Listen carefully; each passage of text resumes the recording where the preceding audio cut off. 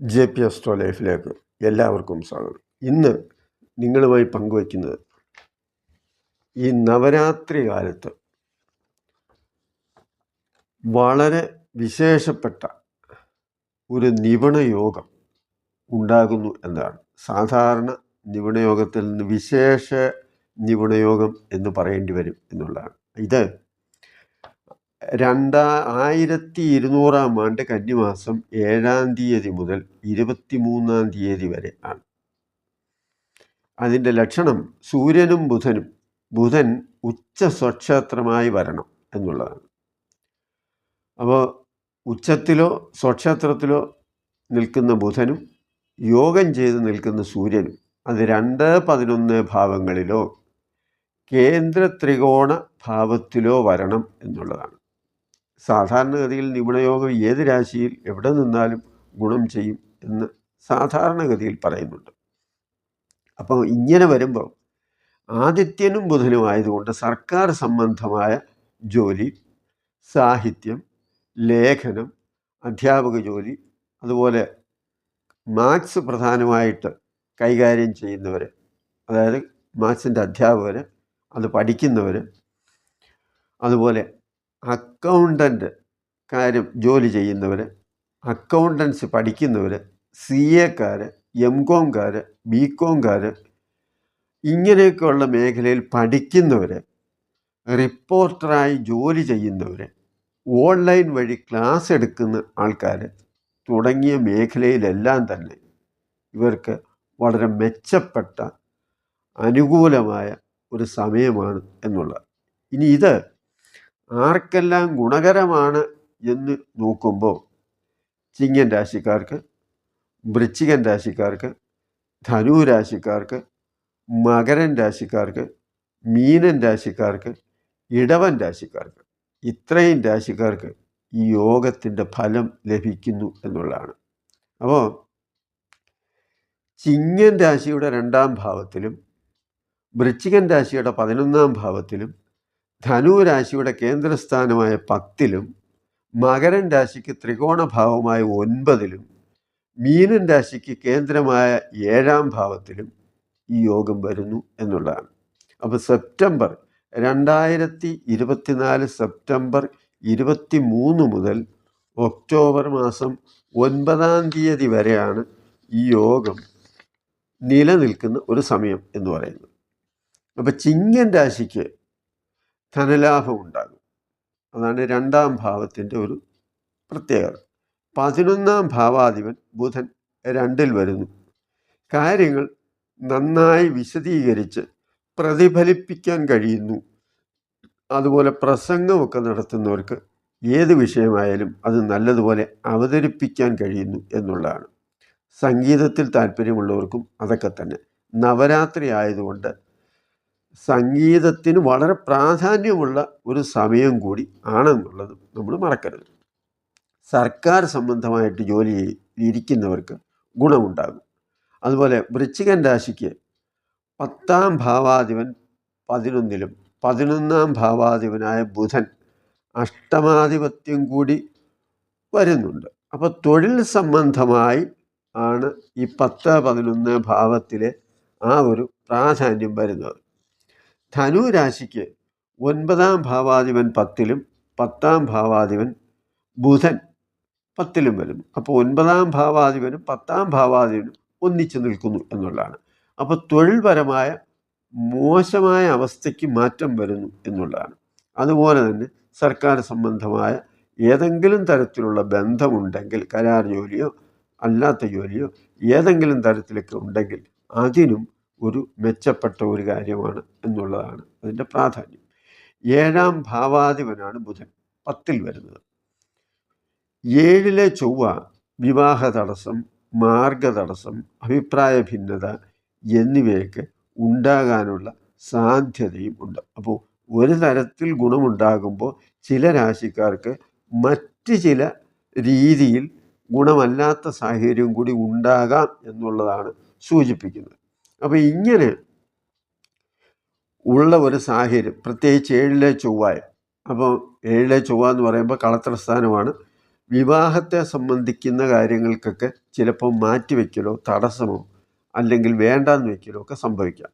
അതുപോലെ മാർഗസ്ഥാനമായതുകൊണ്ട് ഏതെങ്കിലും ഒരു വഴിയിൽ പോവുക അല്ലെങ്കിൽ നമുക്ക് രക്ഷപ്പെടാനുള്ള മാർഗം ഇന്നതാണ് എന്ന് ചിന്തിക്കുമ്പോൾ അതിന് ചില തടസ്സങ്ങളുണ്ടാകുക, അഭിപ്രായ വ്യത്യാസങ്ങൾ, അങ്ങനെ പോകണ്ട, ഇങ്ങനെ പോയാൽ മതി, അത് ശരിയാണോ, ഇത് ശരിയാണോ, അങ്ങനെയൊക്കെയുള്ള കാര്യങ്ങൾ ഇങ്ങനെയൊക്കെ ഉണ്ടാകാൻ സാധ്യതയുള്ളതുകൊണ്ട് മുൻകൂട്ടി ഇതൊക്കെ മനസ്സിലാക്കുക.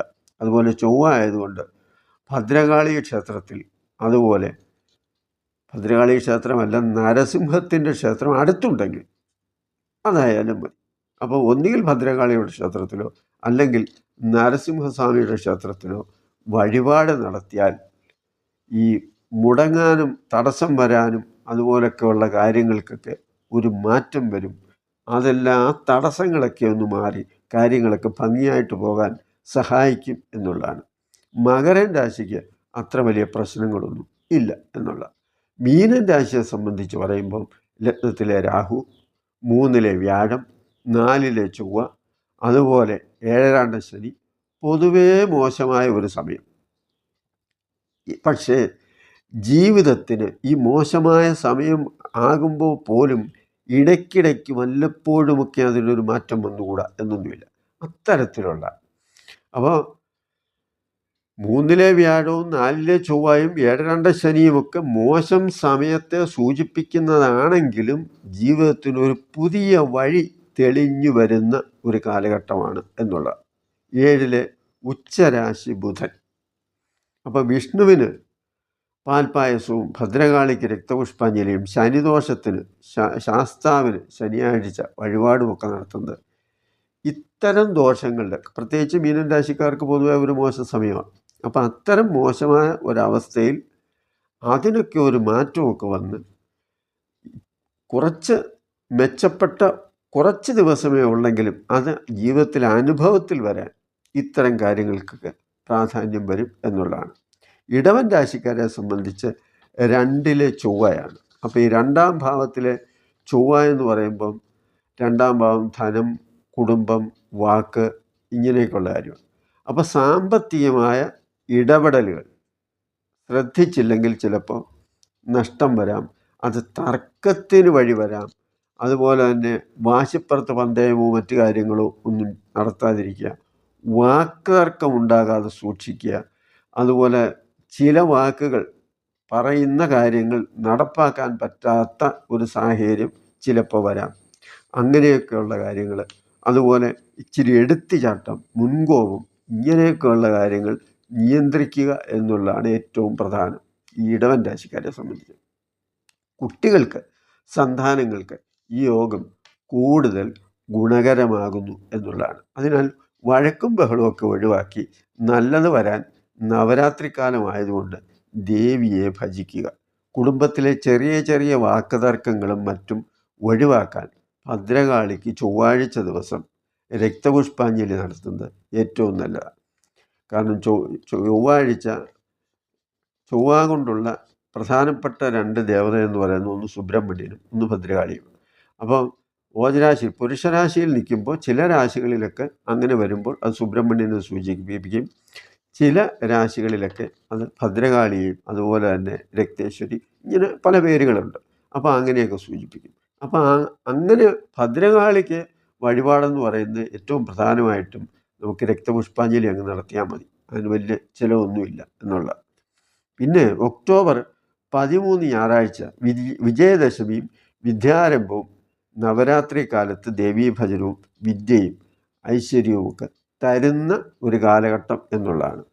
അപ്പോൾ സരസ്വതീ ദേവിയും മഹാലക്ഷ്മിയും കഷ്ടതകൾ മാറ്റി അനുഗ്രഹിക്കാൻ, കാരണം നവരാത്രി കാലമാണ്, അപ്പോൾ അങ്ങനെയുള്ളപ്പോൾ 2 ഗ്രഹങ്ങളുടെ സാന്നിധ്യം ഈ നവരാത്രി കാലത്ത് വരുന്നുണ്ട്. അതാണ് ലക്ഷ്മിയും സരസ്വതിയും എന്ന് പറയുന്നത്. അപ്പോൾ ഇവരുടെയൊക്കെ ഒരു ഐശ്വര്യവും അതുപോലെ തന്നെ ഒരു കടാക്ഷവും ഒക്കെ നമുക്കുണ്ടാകണം എങ്കിൽ, ഉണ്ടാകുമ്പോൾ ഒരുപാട് ഗുണമുണ്ടാകും. ഉണ്ടാകണമെങ്കിൽ എന്ത് വേണം? അല്പം ദേവീ ഭജനം വേണം. അതുപോലെ തന്നെ തടസ്സങ്ങളൊക്കെ ഉള്ളതിനൊക്കെ ഒരു പരിഹാരവും ഒക്കെ ചെയ്ത് വയ്ക്കണം എന്നുള്ളതാണ്. അപ്പോൾ അങ്ങനെയൊക്കെ ചെയ്യുമ്പോൾ ഈ പറഞ്ഞ സമയം ഈ പറഞ്ഞ രാശിക്കാർക്ക് ഒരുപാട് ഗുണം ചെയ്യും എന്നുള്ളതാണ്. ഇത് ഈ വീഡിയോ നിങ്ങൾക്ക് ഇഷ്ടപ്പെട്ട് കാണും എന്ന് വിചാരിക്കുന്നു. എല്ലാവർക്കും നവരാത്രി കാലം അനുഗ്രഹം ചൊരിയട്ടെ എന്ന് പ്രാർത്ഥിച്ചുകൊണ്ട് നിർത്തുന്നു. നന്ദി, നമസ്കാരം.